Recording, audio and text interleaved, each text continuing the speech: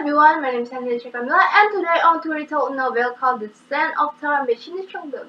So the story begins during the famous ballroom festival in the Pamplona, Spain in the 1976. James, a charismatic bass rebel leader, disguising himself as a priest to break into the prison to free three of his teams.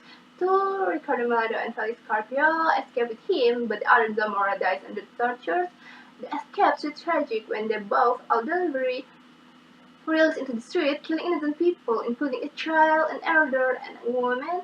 In Madrid, where Minister Leopoldo Martinez is victorious over the prison, escape, and public disorders, he turns to Colonel Ramon Alcoca, a brutal Franco-era officer who now leads the boys like a special group operation to hunt down James. Alcoca, known for his cruelty, was given permission to search for James, even in the sacred place like a convent. The conflict ensued between the government and the Catholic Church. The government is suspecting that the church was the site on the base.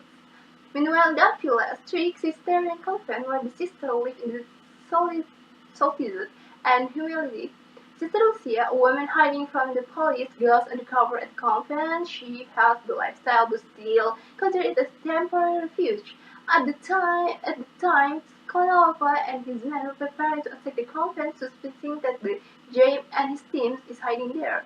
The four sisters, Lucia, Teresa, Megan, and Graciela, are forced to flee into the forest. After Colonel Cahya invades the convent, they were unprepared for the harsh path. Their sandals were thin, their clothes were impractical, and they were physical and spiritually vulnerable. Lucia, who had once to flee to the Swiss from Star, led them to avoid the city. Colonel Cocaret and the convent only earned to the ire of the local priest, Father Bernardo, who accused him of attacking innocent sister. Meanwhile, Lucia considers stealing the gold that Sister Teresa brought from the convent to secure her passport and escape to the Swiss. She imagines negotiating with a scheming lender, relying on her charm and criminal intelligence to get out safely. And the story turns to Lucia past in Taormina, Sicily. In the 1968, Lucia Carmine is the daughter of the powerful mafia in Leon Carmine. She lived a life of luxury, spoiled, and protected with all of her she needs. But when her father and brothers were arrested, Lucia avenged her family by killing traitors, and avenge turned her into a fugitive, leading her eventually to the convent. Meanwhile, in the present day, Lucia, Graciela, and Teresa change into the civilian clothes to blend in. The ornaments are uncomfortable, but Lucia enjoys their return to the womanhood.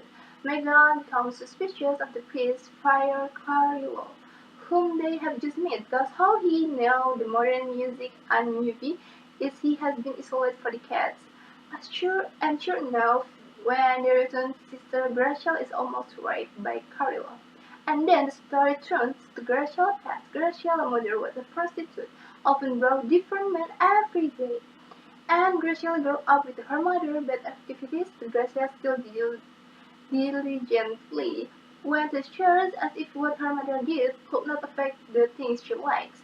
Graciela's mother was also very abusive to her. One day, as Graciela was getting ready to go to church, she had an unconscious sexual encounter with a man her mother had been bringing for weeks.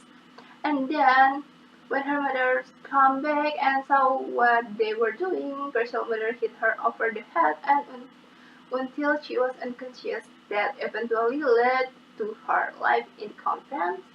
And the story changed when the sister met James' groom. One of them told to take the sister to the convent in Mendavia. James refused but eventually agreed. They split into three groups for safety: Teresa, Lucia, Rubio, Graciela, and Ricardo, and the last James, Megan, Felix, and Amparo. And the focus changed to the Sister Teresa past. Once a noble woman from a wealthy family, she was shy because she felt she was not beautiful as her younger sister. Monique, her finance role, betrayed her by running off with money on her wedding day. The heartbroken and ashamed in front of the entire village, Teresa tried to put on her brave face in front of everyone, but in the end she still felt hopeless and attempt to suicide by slicing her wrist. Teresa survived her suicide time, but she was still emotionally devastated. She found a peace at home, and her family could not understand her pain. One day, when her father had business in Avila, Teresa chose to go with her father's in intention to find Rome, who would return to the village, while in Avila, the village priests encouraged her to go to the Cistercian convent. It was there, away from the judgment and betrayal of the world, that Teresa began to find meaning and peace. She devoted herself entirely to the spiritual life. And go back to Megan, she found the journey with Jane, Felix, and Amparo thrilling. Despite the danger, Megan felt more alive. She adapted quickly and even endured physical burden to prove herself is useful. James impressed her with his strong faith. Megan felt both administration and attraction for him. The story then turned to Megan background as it turns out that she grew up and in an orphanage where no one ever adopted her. In New York, a wealthy woman named Ellen Scott began searching for her missing niece, Patricia, who may actually be Megan, sending Ellen to her on the mission to find Patricia. The group find temporary refuge, a safe house. Megan and Jane grow closer, and there is an unspoken attraction between them. James is honest about his past. His parents were killed by Francisco Forts, which sparked his commitment to the best. Colonel is furious when he learns that the raid on the suspect terrorist group without his knowledge allowed James Miro to escape again. The raid was led by Colonel Sostella, who justified it by saying the nun had taken them to there. Akuka insisted on questioning her on herself. The nuns turned out to be Sister Teresa. She spoke nervously but earnestly, saying that the God had led her to Ahoka. Ahoka found her mentally unstable but useful, trying to gently manipulate her into revealing James' location, but to no avail. In the end, Ahoka ordered his men to kill Teresa. Graciela confessed her past to Ricardo. She tells him about her abusive childhood and how she believed she was destined to be like her mother. Instead, Sharon went to a convent. Ricardo comforted her and forgave her, saying that she was just a child, not to blame. Ricardo's acceptance touched Graciela deeply, and for the first time, she felt she worth to love. On the other hand, while Lucia was bathing, Lucia nearly drowns through Rubio saved her. In the dramatic rescue, Lucia began to see him as not just a rebel, but someone she could love and trust. And the next two, Alan Tucker began his research. The Patricia gathering details that pointed to Megan as the person Ellen was looking for, suspecting that the Megan is actually Patricia. Tucker found clues linking Megan's arrival at the orphanage to the time at the plane crash that allegedly killed Patricia's foot. He visited an orphanage determined to confirm Patricia's identity. Meanwhile, Megan and the other remained at the fugitive. Danger was in every direction as Colonel Ahoka intensities the hunt.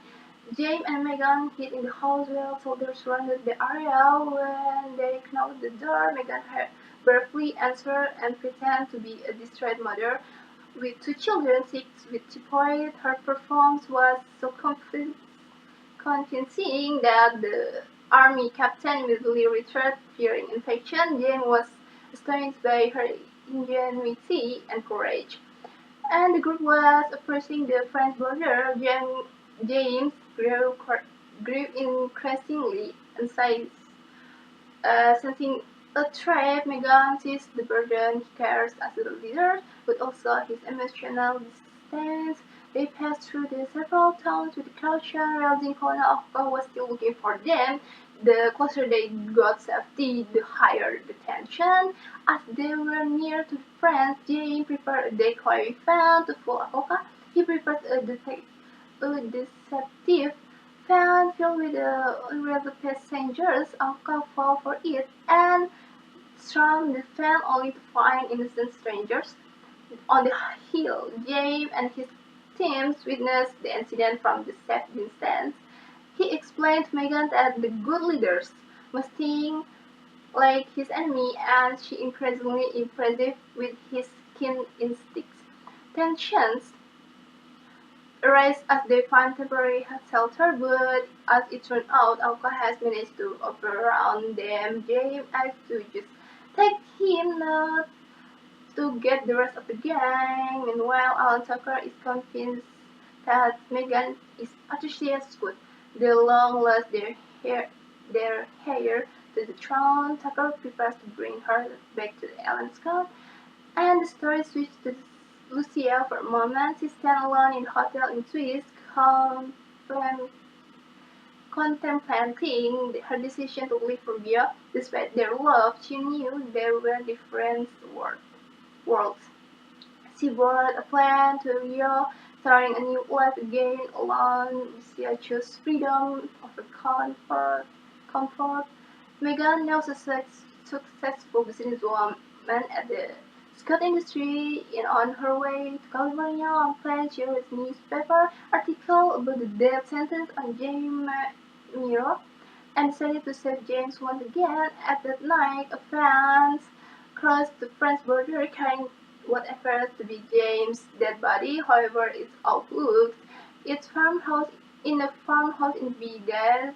The body bag is open and James Miro appears alive, smiling. The execution was staged with the help of well-wishers.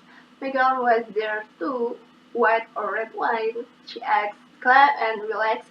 Their meeting was quiet and simple but full of meaning. Time passed in the French countryside. Rubio Arzano finished his farm work and returns home to be greeted by Lucia, his mother, and his twins. Lucia finally finds peace and simple life, choosing love and family over her evil past, and the story ends where it began, at the reopened coffin after the journey filled with violence, pain, love, and transformation.